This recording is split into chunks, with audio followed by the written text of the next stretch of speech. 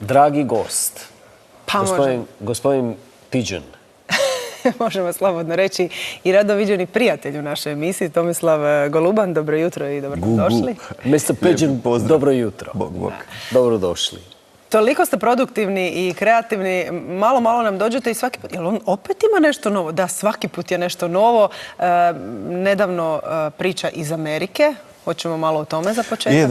Baš me špotaju već da ne moraju čak niti ovi moji ukućani pratiti to, ali dobro, tak je, mislim, bolje da proizvodim dok ide, pa kad stane onda bude stalo. Dok te zdravlje služi i glasi se. Znači, aktualan album je snimljen u Americi za vrijeme putovanja. Išli smo na tu dodjelu nagrada koju smo, nažalost, promašili, ali nam je bilo lijepo pa smo odmah iskoristili da snimimo album. Kako to mislite promašili?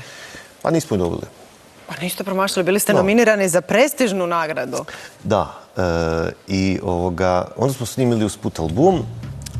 U biti smo snimili 2, ali smo objavili sad taj prvi, drugi bude onda uskoro.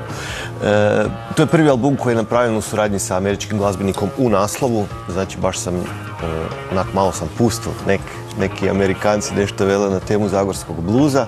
Album je na engleskom jeziku. Normalno.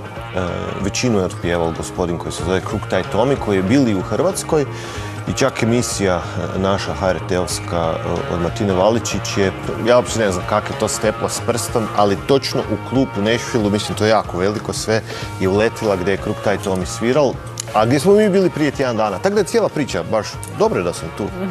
Sve je povezano. I eto, taj album sad super kotira u Americi, čak smo bili svoje vrijeme prvi na toj top listi, top 50 blues albuma, ali onda se ja skužu da baš u Hrvatskoj ne kotiramo nikako i onda smo napravili prepjev pjesme jedne na hrvatski da vidimo kako to bude išlo. Pa za sad još ne ide, ali smo napravili i drugi prepjev na hrvatski, tako da ima sad materijala pa budemo vidjeli. Ostavite krafne pokrivene, a ne, to mi je iz prethodne, da se udvostruče oko 20 minuta. Mislim, sama ova pjesma, Crooked. Te podsjeća na Krafnicu?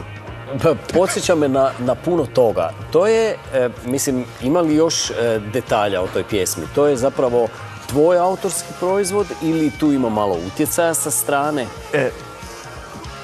Sve pjesme, u biti 90% pjesma su moj autorski proizvod, ali Crooked je nadimak gospodina koji pjeva sa mnom. To nije Krafnica, nego glazbenik. Zapeo u krafnama. A Kruk-Taj je, ono znači malo razrok je čovjek i koji se super zafrkava na taj račun, čak si je dal ime po tom svojem oku i mislim ima i logo benda i super to funkcionira. Stoput me zruši, sad si spomenuo Stoput i uvijek se digneš, tako i treba.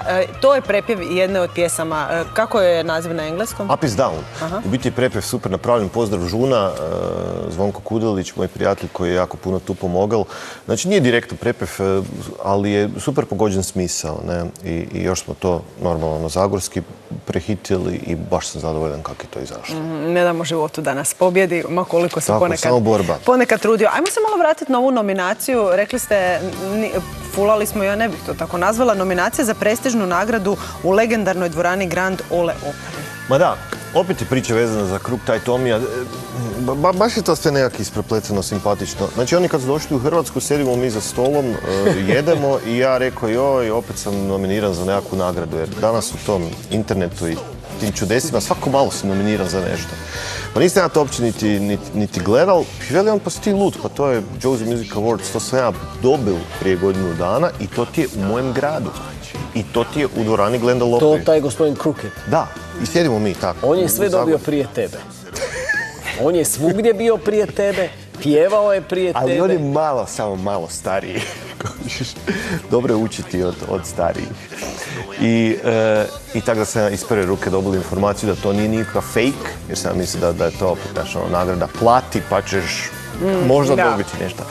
I zbilja smo otišli tam, bili smo nominirani u 2 kategorije i to zbilja izgleda veći nego naš Porin, crveni tepih, to je ogromna dvorana i sve je bilo puno. I zanimljivo je da u biti to nije blues nagrada, nego to glazbena nagrada, baš ko Porin, dobra usporedba. I samo su 2 kategorije. Ti si to usporedio. To je tvoja usporedba. Samo su 2 kategorije vezane za blues i jazz i bili smo nominirani u obje kategorije. Zato je da smo promašili jer nismo dobili, ali okej. Ne bih to... A mislim, bilo bi slađe, znaš, da sam sad donesio još jedan ali ne možemo to nazivati promašajem. Odmah bi bilo zgodno. Moram to korigirati odmah, to je velika stvar, ta nominacija. Da malo čujemo harmonike, izvade i sad harmoniku, jer tako ćemo nekako dovijesti onda pa ćemo kalkulirati, malo razgovarati. Nismo, ajmo malo svirkice pa ćemo još razgovarati. 5 minuta, malo sviraj, malo pričaj. Može. Paralelno ili ćemo pričati?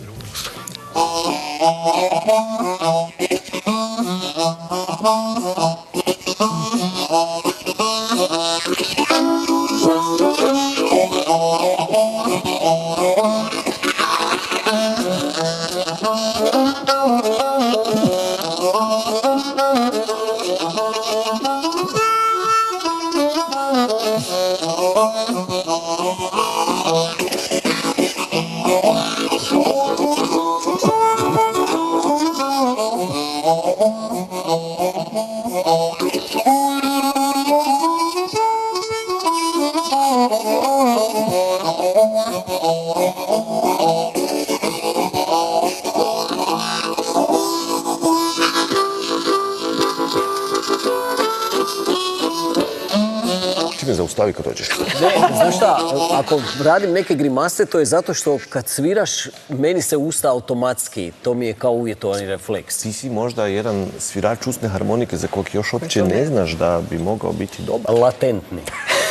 To je prava riječ. On ima toliko još neotkrivenih talenata, ne bi u nekoliko emisija stalo. No, vratimo se tvojim talentima. Dosta o meni, vratimo se Golubanu, gospodinu Pidžunu. Projekt Ruksak. Ruksak je krasan projekt. Premalo vremena imamo. Znači, Ruksak Pun kulture je divan projekt Ministarstva kulture i medija Republike Hrvatske koji traje već u 10, 11, 12, 13, dosta godina.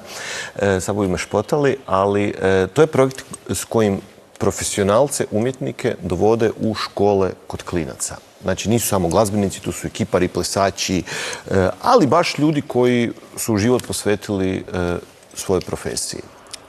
I nevjerojatno je koliko klinci dobro reagiraju na ovaj mali instrument kojeg u biti danas ga više nema niti gdje vidjeti, jednakim slučajima na mobitelu ne ispadne negdje. Super reagiraju na informacije o blues glazbi kojih ne bi... U smislu da im fotografija harmonike ne ispadne na mobitelu ili... Pa da, može čak i fotografija, ali ako ispadne fotografija, znaš, fotografija usne harmonike... Mislim, ne može na mobitelu usnama harmonika ispasti, jel tako? Nismo još u toj fazi telefonu. Video kako netko svira usnu harmoniku, recimo, i to im slabo. I znači, super klinci reagiraju na taj program. Fenomenalne su dojmovi, sudjeluju aktivno. Imamo tu suradnju dobru sa tvornicom Honer, pa neka ti dobe besplatne usne harmonike, ili male ili velike. Napravimo nekakvu nagradnu igru, pa... Mislim, projekt je toliko dobar da sad, kako ja već dosta dugo to delam, da klinci već kad dođu na fakultet mi znaju doći na koncert i veli, stričak Goluban, ti si kod mene bil u školi nekad davno, evo došli pogledati kako taj koncert izgleda uživo. Što je u biti i misija tog, točno. Sjajno. Zagorje Blues Etno Festival. Pa to se bomo vidjeli valjda još koji put. U 11. mjesecu pripreme su već malo krenule, sad na početku godine rješavamo koji će inozemci doći. Kruket će isto doći, jer onda se bomo vidjeli. Ove godine ne bude, ali da, najvjerojatnije ne bude. Ali možda bom ja prešao tamo. Možda, ako mu kažete da može doći u našu emisiju, možda ga to privuče. Da, a pošto si je već dobar sa HRT-ovcima, možda bi moglo. Da. Je li ovo EBA novina između dva komada metala? Jesi me našao sad, ne znam, a viš, ovo nije dobro da ne znam, ali možda čak i je. Da. Možda čak i je. Jako je skupo. Da, ovo je najskuplji model ovoga Honer. Ali ovo je Thunderbird.